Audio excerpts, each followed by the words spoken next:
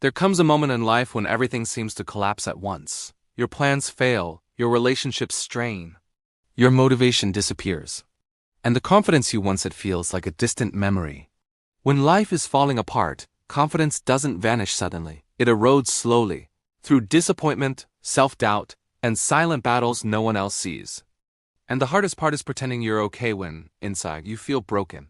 But here's the truth most people never tell you. Confidence is not built when life is easy. Confidence is built in the middle of chaos. It is forged when nothing is working, yet you choose not to quit on yourself. Let me share a story. There was a woman named Sarah. She was once confident, driven, and full of belief in herself, but within 1 year, everything changed. She lost her job. A relationship she trusted deeply ended. Financial pressure grew, and so did the voice in her head telling her she wasn't good enough. Every rejection felt personal. Every failure felt final. She stopped trusting her decisions. She stopped looking in the mirror with pride. Her confidence didn't shatter, it quietly faded. Sarah believed confidence meant having control. But when life took that control away, she felt powerless. One night, sitting alone on her bedroom floor, surrounded by overdue bills and unanswered messages, she whispered a sentence that changed everything. "I don't trust myself anymore." That honesty hurt, but it also opened a door. She realized her problem wasn't just that life was falling apart. It was that she had stopped believing in her ability to handle it. Confidence is not the belief that nothing will go wrong. Confidence is the belief that you can handle whatever goes wrong. When life falls apart, the first step to rebuilding confidence is stopping the lie that you must have everything figured out. You don't. Confidence grows when you take small promises seriously, especially the ones you make to yourself. Waking up when you say you will.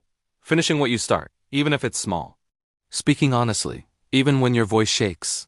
These tiny acts rebuild trust with yourself, and trust is the foundation of confidence. Sarah started small. She made her bed every morning not because it fixed her life, but because it proved she could keep one promise a day. She updated her resume, not expecting miracles, but to remind herself she was still capable.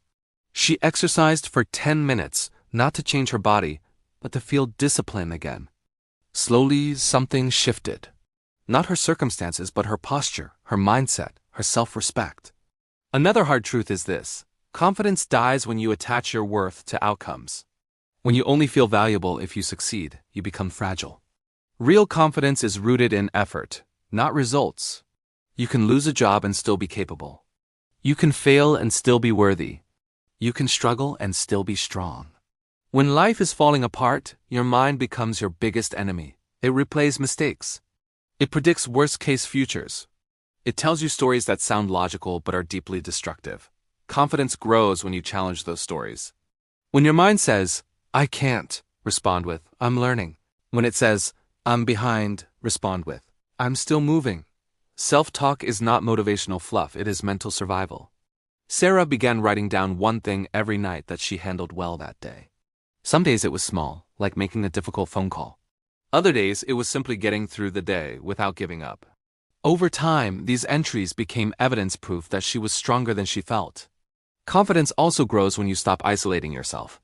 When life falls apart, shame tells you to disappear. But healing requires connection. Not with everyone, just with someone.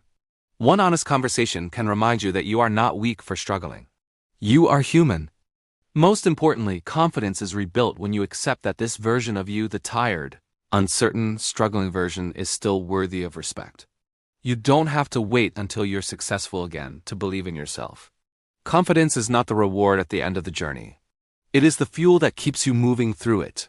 Sarah didn't suddenly become fearless. She still had bad days. She still felt afraid. But she stopped letting fear define her. She learned that courage isn't loud, it's quiet consistency. Showing up when you don't feel ready. Trying again when you feel embarrassed. Choosing self-respect when quitting feels easier. If your life feels like it's falling apart right now, hear this clearly. This is not the moment you lose confidence. This is the moment you build real confidence. Not the kind that depends on praise or success, but the kind that survives failure. You are not behind. You are not broken.